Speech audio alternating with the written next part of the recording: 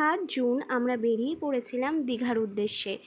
প্রথমে মসলন্দপুরে চলে গেলাম, তো মসলন্দপুরে গিয়ে খিদে পেয়ে গেল, সেই জন্য মিয়া মোড় থেকে কিছু হালকা খাবার দাবার খেয়ে তারপর স্টেশনে বসে ট্রেনের জন্য ওয়েট করছিলাম।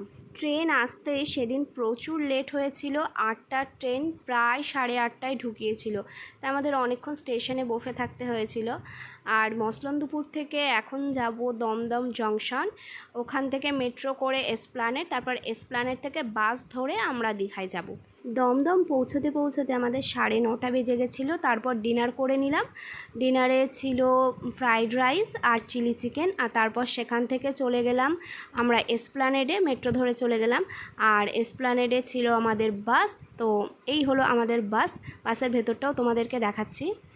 বাসটা মোটামুটি ভালোই ছিল, সিটগুলোও খুব কমফোর্টেবল ছিল আর পুরো এসি বাস, তো ভালোই লাগছিল। আর বাসটা যেতে যেতে তারপরে কোলাঘাটে এক জায়গায় দাঁড়ালো, সেখানে আমরা কিছুক্ষণ বাইরে নেমে হাঁটাচলা করছিলাম। আর তারপর 20 মিনিট পর আবার বাস ছেড়ে দিল। আর সেদিন দীঘা পৌঁছিয়েছিলাম আমরা রাত 3:30টার সময়।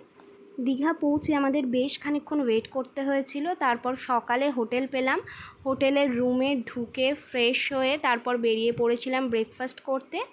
আর এই যে আমার ব্রেকফাস্ট, আমি বাটার টোস্ট নিয়েছিলাম ব্রেকফাস্টে। আর আমাদের সাথে এবার আমার মামাতো দিদিরাও ঘুরতে গেছে, তো সবাই একসঙ্গে প্রচুর আনন্দ হবে। ব্রেকফাস্ট করে আমরা চলে গিয়েছিলাম একটু বিচের দিকে।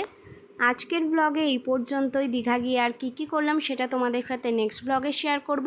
সবাই কিন্তু অবশ্যই সাথে থেকো, আর ভিডিওটা ভালো লাগলে লাইক কমেন্ট শেয়ার করে দিও। দেখা হবে নতুন ভিডিওয়। আজকের মতো টাটা।